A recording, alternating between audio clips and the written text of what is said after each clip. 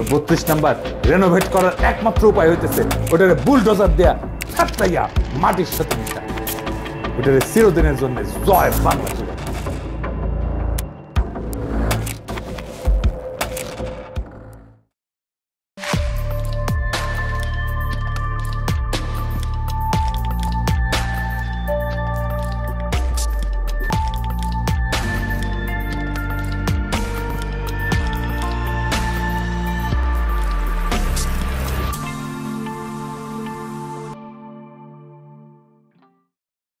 ঈদ মোবারক। বাংলাদেশের সংগ্রামী ছাত্র জনতাকে আমার অভিবাদন।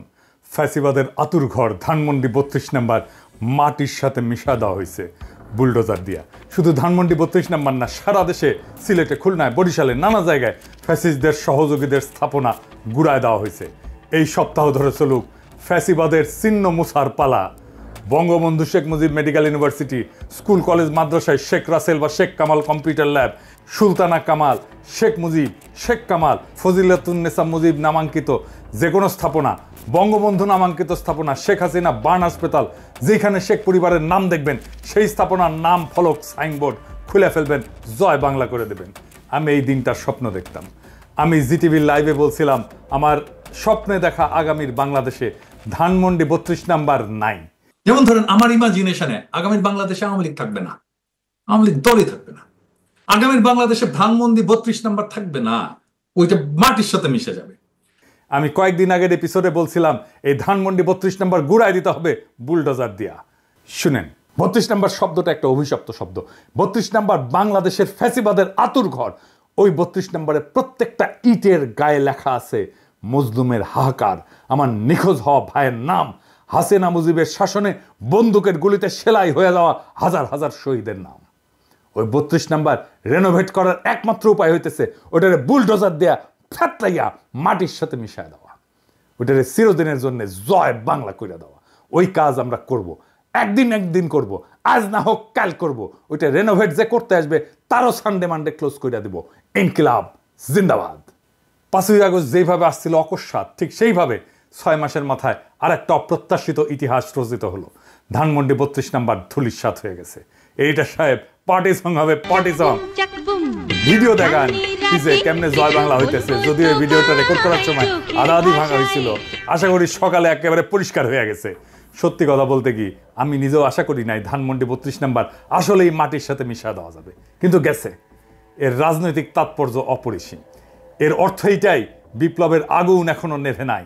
আমাদের ফ্যাসি বিরোধী জাতীয় ঐক্য এখনো সজীব আছে।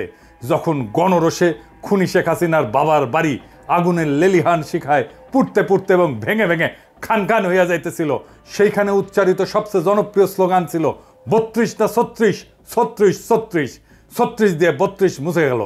যারা এই কাজে প্রত্যক্ষভাবে অংশ নিছেন, যারা রাতে বুলডোজার, এক্সকাভেটর আর চালক পাঠাইছেন, আমি তাদের নাম বলতেছি না, এই গভীর রাতে নানা জায়গায় থেকে তাদের আমাদের কৃতজ্ঞতা, অভিবাদন, সালাম।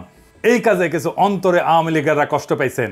সংবিধান সংস্কার কমিটির সদস্য ফিরোজ আহমেদ এই ঘটনায় উস্কানিদাতাদের বিরুদ্ধে ব্যবস্থা নিতে বলছে এতে ভারতের লাভ হবে।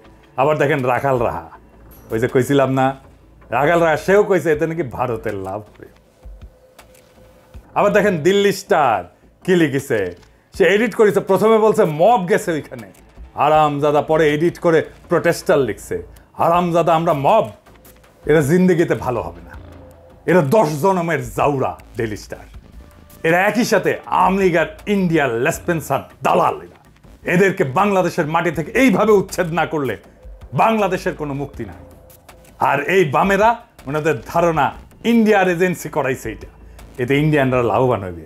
এটাই তত্ত্ব দিবে হাসিনার দলকে নির্বাচন করতে না দিলে ইন্ডিয়া লাভবান হবে, হাসিনাকে নির্বাচন করতে না দেওয়াটা ইন্ডিয়ান প্ল্যান, হাসিনার বিচার করলে ইন্ডিয়া লাভবান হবে। এমনকি ভাঙার সময় নারায় তকবীর বলে ধ্বনি দিছে, তাতেও নাকি ইন্ডিয়ার লাভ হবে। এরাই বলেছিল এই পুন্দে আলোর ডেইলি স্টারের সামনে জিয়াফতে ইন্ডিয়ার লাভ হবে। মানে যা কিছু আপনার শক্তির প্রকাশ, যা কিছু আপনার আইডেন্টিটি, যা কিছু আপনার রাজনীতি, সেটাই ইন্ডিয়ার লাভ হবে বলে থামায় দেওয়ার চেষ্টা করা হয়। প্রফেসর ইউনূসের আয়না ঘরে যাইতে দেয় না আর্মি। সরকারের এই ক্ষমতাহীনতা কার জন্য হয়েছে? এইসব সুশীলদের জন্য, এইসব বামেদের জন্য, এইসব ইন্ডিয়া প্রেমীদের জন্য। এখন এরা কান্নাকাটি করে, ধানমন্ডি 32 নম্বর গুড়ায় দেওয়ার এই ঘটনা প্রফেসর ইউনূসের সরকারের শক্তি বাড়াইছে, ছাত্রদের শক্তি বাড়াইছে। আমরা আবার জুলাই আগস্ট বিপ্লবের শক্তিকে সংহত করতে পারছি। এই প্রথম ছাত্ররা 5ই আগস্টের পরে একটা সিগনিফিক্যান্ট রাজনৈতিক কর্মসূচিকে সফল করতে পারলো। এইটা ইন্ডিয়ার দালালদের পছন্দ হইতেছে না, ওদের পুচ্ছে আগুন ধরে গেছে। আমারেও রয়ের এজেন্ট বলা হয়। আবার এইদিকে আমার মৃত্যু পরোয়ানা জারি করেছে, আমার নাকি কোপানো হবে, অ্যাসিড ছুঁড়ে মারা হবে ইত্যাদি প্রকাশ্যে হুমকি দেওয়া হয়েছে। দেখেন ভাইজান, আমার যদি মরে যেতে হয় তাহলে কি কোনো অসুবিধা আছে? আমার সাথে ঢের কম বয়সের ছেলেমেয়েরা জুলাই আগস্ট বিপ্লবে প্রাণ দিছে, আমারও না হয় প্রাণ গেল, কিছু যায় আসে। আমার ফাইটটা করার দরকার ছিল, সেটা শেষ হয়েছে। এই ফাইটটা দিব জন্য প্রাণ বাঁচাইতে পালাইছিলাম। এখন প্রাণ জান থাকলেই কি না থাকলেই কি, ভয় দেখায় আমরা থামানো যাবে না। তবে ওরা কিন্তু পারে। বাসন্তীর জাল পরা ছবি যে তুলছিল না ফটোগ্রাফার আফতাব সাহেব, অনেক দিন পরে তার অ্যাপার্টমেন্টে কুপায় মারছে। মেজর বজলুল হুদার ভাগ্নিরে গাড়ি চাপা দিয়ে মারছে। শুধু তো আওয়ামী লীগ না, সাথে আছে ইন্ডিয়া। ওরা নানা শয়তানি করার চেষ্টা করবে। হাত থাকলে কিছুই করতে পারবে না, আর না থাকলে কিছু কইরাও লাভ নাই, বুঝছাও। তাই ফি আমানিল্লাহ, দোয়া করবেন। এইবার দেখে নেই গতকাল সকালে কোন বার্তা দিছিলাম এই ঘটনা ঘটার আগে, শুনেন। আসসালামু আলাইকুম। আজ রাত 9টায় গণহত্যাকারী, খুনি, নির্লজ্জ ফ্যাসিস্ট হাসিনা ছাত্রদের উদ্দেশ্যে বক্তব্য দেওয়ার খায়েশ করেছে। এই স্পর্ধার জবাব দিতে হবে। এই স্পর্ধার জবাব দেব আমরা ধানমন্ডি 32 নাম্বার গুড়িয়ে দিয়ে। যেই মুহূর্তে সে বক্তব্য দেওয়া শুরু করবে সেই মুহূর্তে আপনারা দলে দলে আসবেন, ধানমন্ডি 32 নম্বরে বুলডোজার নিয়ে আসবেন। বুলডোজার না পাওয়া গেলে হাতুড়ি শাবল গাইতি নিয়ে আসবেন। ধানমন্ডি 32 নাম্বার আজ থেকে আর থাকবে না, ইতিহাসের দায় মোচন করবেন। ফ্যাসিবাদের আতুর ঘর নিশ্চিহ্ন করতে আসবেন, গান গাইতে গাইতে আসবেন, স্লোগান দিতে দিতে আসবেন, সন্তানের হাত ধরে আসবেন, মুখে হাসি আর বুকে প্রতিরোধের আগুন নিয়ে আসবেন। ফ্যাসিবাদের ধ্বংসস্তূপের উপরে ছাত্র জনতার বিজয় নিশান উড়াতে আসবেন। আজ রাত 9টায় সেই ইতিহাস রচিত হোক। আবু সাইদ, মুগ্ধরাও আসবে আপনাদের দেখানো পথে।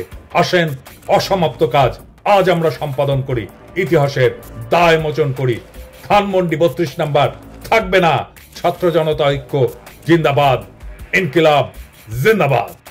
এই মুহূর্তে প্রফেসর ইউনূসের সরকারের দরকার তার ক্ষমতাকে সংহত করা। বিপ্লবের শক্তি সংহত করছে তার শক্তিকে, প্রফেসর ইউনূসও তার ক্ষমতাকে সংহত করবেন। ওনাকে নির্দেশনা দিতে হবে, সকল সরকারি দপ্তর থেকে মুজিবের ছবি নামায় ফেলতে হবে। সেনাপ্রধানের দপ্তর সহ আমরা দেখছি সেনাপ্রধানের দপ্তরে মুজিবের ছবি পিছনে এখনো জল করতেছে। যে আয়নাঘর ভিজিট করতে পারেন নাই প্রফেসর ইউনূস, সেই আয়নাঘরে অবিলম্বে ভিজিটে যাইতে দিতে হবে। আমাদের এক নতুন পর্যায়ে শুরু হইল। ফ্যাসিস্ট চিহ্নের মূলোৎপাটনের প্রেক্ষাপটে জুলাই গণ অভ্যুত্থানের নতুন ঘোষণা, জেগে ওঠো নতুন বাংলাদেশ। জুলাই গণ অভ্যুত্থানের ফ্যাসিস্ট আওয়ামী লীগ শক্তির পতনের দিন 5ই আগস্টের মতো আজকেও গণ অভ্যুত্থানের একটা বিশেষ দিন। বাংলাদেশের দেশপ্রেমিক বিপ্লবী জনতা আবার রাখছে। এর মধ্য দিয়ে জুলাই গণ অভ্যুত্থানের প্রথম ধাপ পূরণ হইল। এখনই সময় গণ অভ্যুত্থানকে সফল করার জন্য সুচিন্তিতভাবে দ্বিতীয় ধাপে আগায় নিয়ে যাওয়া। তাই বিশেষ এই ঐতিহাসিক মুহূর্তে দেশ, জাতি, সাধারণ মানুষের স্বপ্ন আকাঙ্ক্ষা পূরণে লড়াইরত মানুষের সামিল হিসাবে আমার সকল রাজনৈতিক, অরাজনৈতিক বন্ধু, মঙ্গলাকাঙ্ক্ষী, সহযোদ্ধা, সকল দেশপ্রেমিক মানুষের কাছে এই ঘোষণা হাজির করতেছি। গত 16 বছর ছিল বাংলাদেশের ইতিহাসের একটা অন্ধকার অধ্যায়। এই সময় ছিল একটা নির্মম ফ্যাসিবাদী শাসনের উত্থান, যা আমাদের গণতান্ত্রিক অধিকারগুলোকে ধ্বংস করছে, একে একে আমাদের কণ্ঠরোধ করছে এবং জাতিকে এক শঙ্কাময় অবস্থায় ঠেলে দিছে। ফ্যাসিস্ট হাসিনার নেতৃত্বে অবৈধ সরকার ক্ষমতার মোহে অন্ধ হইয়া আমাদের গণতন্ত্রের ভিত্তি ধ্বংস করছে, রেখে গেছে অত্যাচার, দুর্নীতি, জুলুম আর মানবাধিকার লঙ্ঘনের চিহ্ন। উন্নয়নের বুলি আর সন্ত্রাসবাদের বিরুদ্ধে লড়াইয়ের নাম কইরা হাসিনার ফ্যাসিবাদী সরকার এমন আইন প্রণয়ন করছিল যা আমাদের বাক স্বাধীনতা, সমাবেশ, সংগঠনের অধিকার কেড়ে নিছিল।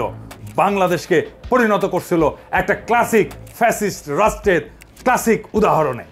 ভিন্ন মতকে নির্মমভাবে দমন করা হয়েছে, সাংবাদিকদের মুখ বন্ধ করা হয়েছে এবং রাজনৈতিক বিরোধীদের অপহরণ করা হয়েছে, কারাবন্দী করা হয়েছে, হত্যা করা হয়েছে, দেশ ছাড়া করা হয়েছে। আইন শৃঙ্খলার পরিবর্তে দেশ পরিচালিত হয়েছে এক নায়ক হাসিনা এবং তার মাফিয়া চক্রের ইচ্ছা মতো। আর বিচার ব্যবস্থা পরিণত হয়েছিল প্রহসনে। তার শাসন আমলে দুর্নীতি ফুলে ফেঁপে উঠছিল, যেখানে সরকারি কর্মকর্তারা জনগণের সম্পদ লুইটা নিজেদের পকেট ভরিছে, জনগণের সেবা অবহেলিত হয়েছে, অর্থনীতি স্থবির হয়ে পড়ছে এবং দারিদ্র আরো গভীর হয়েছে। অগণিত বাংলাদেশি নাগরিক তাদের জীবিকা নির্বাহে হিমশিম খাইছে। বাংলাদেশকে তৈরি করে ফেলা হয়েছিল ভারতের নয়া উপনিবেশে। বাংলাদেশের বাজারকে উন্মুক্ত করে দেওয়া হয়েছিল ভারতের লুটপাটের জন্য। 1947 সালে ভারতের পাশাপাশি পাকিস্তান এবং বাংলাদেশ একীভূত রাষ্ট্রীয় কাঠামোয় উপনিবেশ থেকে স্বাধীন হওয়ার পর থেকে পাকিস্তানের বিরুদ্ধে বাংলাদেশের মানুষদের উপর অর্থনৈতিক এবং সামাজিক শোষণের প্রতিবাদ শুরু হয়। তখন থেকে শেখ মুজিবের রাজনীতি ছিল ক্ষমতার হিস্সা আদায়ের। বাংলাদেশের সাধারণ মানুষদের অর্থনৈতিক এবং সামাজিক বৈষম্যের কথা মুখে বললেও শেখ মুজিব কিংবা আওয়ামী লীগ কখনোই সাধারণ মানুষের অধিকার আদায়ের রাজনীতি করে নাই। তারা সবসময় ক্ষমতা চাইছে, পাকিস্তানি কর্তৃপক্ষের বদলে নিজেরা বাংলাদেশের মানুষের উপরে শোষণ চালানোর মালিকানা চাইছে। সেই জন্যে শেখ মুজিব বারবার ক্ষমতা বসতে চাইছে। 1971 সালে বাংলাদেশের সাধারণ মানুষ যখন অর্থনৈতিক, সামাজিক এবং বৈষম্য অবসানের জন্য, নিজেদের মানবিক অধিকার প্রতিষ্ঠার জন্য, সাম্যের জন্য মুক্তিযুদ্ধে অংশগ্রহণ করে, তখন আওয়ামী লীগরা ভারতে বৈশা পাকিস্তানিদের হটায় নিজেরা ক্ষমতা বসার নীল নকশা তৈরি করে ভারতের সাথে বৈশা। স্বাধীনতার পরপর আওয়ামী লীগ তাই করে। বাংলাদেশে পাকিস্তানি স্বৈরাচার যা করছিল, পাকিস্তানি স্বৈরাচারের পরিবর্তে আওয়ামী স্বৈরাচার কায়েম হয়। আওয়ামী নির্যাতন, শোষণ, খুন, রাজধানী দর্শন, লুটতরাজে পাকিস্তান আমলের চেয়ে খারাপ অবস্থা তৈরি হয়। মুক্তিযুদ্ধের সুফল মানুষ ভোগ করতে পারে নাই। ফলে মুক্তিযুদ্ধকে ব্যর্থ করার মূল হোতা হলো আওয়ামী লীগ নিজেই। আওয়ামী লীগ হলো মুক্তিযুদ্ধকে নস্যাৎ করার মূল শক্তি। 1971-এর আসল রাজাকার, অথচ জোর কইরা ইতিহাস লিখে মানুষের গলা টিপে ধরা এতদিন ধরে নিজেকে মুক্তিযুদ্ধের পক্ষের শক্তি, মুক্তিযুদ্ধের মালিক হিসেবে চালায় আসছে। 2009 সালে ক্ষমতায় আসার পর আওয়ামী লীগের ভয়ঙ্কর দানব চেহারা আবার বাইর হয়ে পড়ে। বিপুল লুটতরাজ, চুরি, ডাকাতি, বিরোধী মতের লোকদের খুন খারাপি, দর্শন, গুম সবই শুরু হয়। তাদের 16 বছরের শাসন বাংলাদেশের মানুষের উপরে ভয়াবহ গজবের মতো নাইমা আসে এক অন্ধকারের জাহেলিয়াত। এই অপশক্তির 71 বিরোধী চেহারা, গণবিরোধী রূপ এখন পরিষ্কার। আজ এই বিশেষ পরিস্থিতিতে আওয়ামী লীগকে বাংলাদেশ বিরোধী শক্তি ঘোষণা করতেছি। সকল দেশপ্রেমিক শক্তির প্রতি আহ্বান জানাচ্ছি, বাংলাদেশ বিরোধী এই দানবের অস্তিত্ব, সকল চিহ্ন, সকল প্রতীক নির্মূল করুন। যারা আওয়ামী লীগের পক্ষে দাঁড়াবে তাদের চিহ্নিত করুন, প্রতিহত করুন। বাংলাদেশের মাটিতে বাংলাদেশ বিরোধী অপশক্তি আওয়ামী লীগের জায়গা নাই। যারাই আওয়ামী লীগের পক্ষে দাঁড়াবে তাদেরকেই প্রতিরোধ করুন, প্রতিহত করুন। গণহত্যাকারী ফ্যাসিস্ট হাসিনা ও তার শাসনের যাবতীয় রাষ্ট্রযন্ত্র, বর্তমান প্রশাসন, সেনা, পুলিশ, বিভিন্ন সরকারি সংস্থায় ঘাপটি মেরে বসে থাকা দেশদ্রোহী আওয়ামী দালাল 2024-এর গণ অভ্যুত্থান নস্যাৎকারী দুর্বৃত্তদেরকে চিহ্নিত করার নিমিত্তে ট্রুথ অ্যান্ড রিকনসিলিয়েশন কমিশন গঠন করতে হবে এবং তার মাধ্যমে সেসব অপরাধীদের বিচার এবং শাস্তি নিশ্চিত করতে হবে। অতি সত্বর সংবিধানের মূলনীতির প্রশ্নে গণভোটের আয়োজন করতে হবে এবং সব স্টেক হোল্ডারদের সাথে আলাপ আলোচনা করে এসব কাজ করার উপযোগী সরকার গঠনের জন্য ডাক দিতে হবে। যেসব হাজারো শহীদ তাদের জীবন উৎসর্গ করছেন এই অত্যাচারী শাসনের বিরুদ্ধে লড়াইয়ে, তাদের আত্মত্যাগ ব্যর্থ হইতে দেওয়া যাবে না।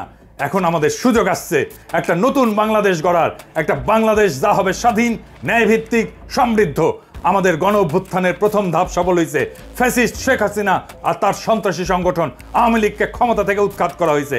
বিদ্যমান সংবিধান 36 জুলাই গণ অভ্যুত্থানের মাধ্যমে শূন্যতায় পরিণত হয়েছে। এই ঘোষণাই হবে নতুন শাসন ব্যবস্থা এবং রাষ্ট্র পরিচালনার ভিত্তি। এখন দ্বিতীয় ধাপে আমাদের কাজ হইল সামাজিক ন্যায় বিচার, সাম্য এবং মানবাধিকারের ভিত্তিতে একটা নতুন দেশ গড়া। এর জন্য প্রয়োজন বর্তমান সরকারকে আরও বেশি অন্তর্ভুক্তিমূলক, আরও বেশি সম্প্রসারিত এবং প্রয়োজনে বিভিন্ন রাজনৈতিক দল, পেশাজীবী, ছাত্র জনতার প্রতিনিধিত্ব এবং অংশগ্রহণের ব্যবস্থা করা, যাতে জুলাই অভ্যুত্থানের সাথে থাকা সকল শক্তিকে একসাথে নিয়ে অভ্যুত্থানের জন আকাঙ্ক্ষা বাস্তবায়ন নিশ্চিত করা যায়। সামরিক বাহিনীর উপরে অন্তর্বর্তীকালীন সরকারের পূর্ণ কর্তৃত্ব নিশ্চিত করতে হবে। ভারতপন্থী দুর্বৃত্ত জেনারেলদের সেনাবাহিনী থেকে বহিষ্কার করতে হবে। আসেন আমাদের শহীদদের স্মৃতি শ্রদ্ধার সাথে ধারণ করে এমন একটা বাংলাদেশ গড়ি যেখানে বৈষম্যহীন সমাজ ব্যবস্থা প্রতিষ্ঠিত হবে। একটা দেশ যেখানে প্রত্যেক নাগরিক তাদের বিশ্বাস যাই হোক না কেন, পটভূমি যাই হোক না কেন, ধর্ম যাই হোক না কেন, মর্যাদা এবং সম্মানের সাথে বিবেচিত হবে, যা বাংলাদেশের জনমানুষের সঠিক ঐতিহাসিক বিকাশ এবং সাংস্কৃতিক সিলসিলা ধারণ কইরা বিশ্ব মানবের অগ্রযাত্রায় সামিল হবে। আসেন আমরা এমন একটা বাংলাদেশ গড়ি যা হবে বিশ্বের নির্যাতিত মানুষের জন্য আশার বাতিঘর। 4টা মূলনীতিতে দেশকে আবার ঐক্যবদ্ধ করি। আমাদের যার যার রাজনৈতিক লক্ষ্য যাই থাকুক না কেন, এই 4টা নীতিতে আমরা ইস্পাত কঠিন ঐক্য ধরে রাখবো। 1 নম্বর, আওয়ামী বাকশালী রাজনীতি নির্মূল। 2 নম্বর, ভারতীয় আধিপত্যবাদ নির্মূল। 3 এবং 4 নম্বর, সাম্যের এবং ইনসাফের রাষ্ট্র প্রতিষ্ঠা। জুলাই গণ অভ্যুত্থান জিন্দাবাদ, ইনকিলাব জিন্দাবাদ।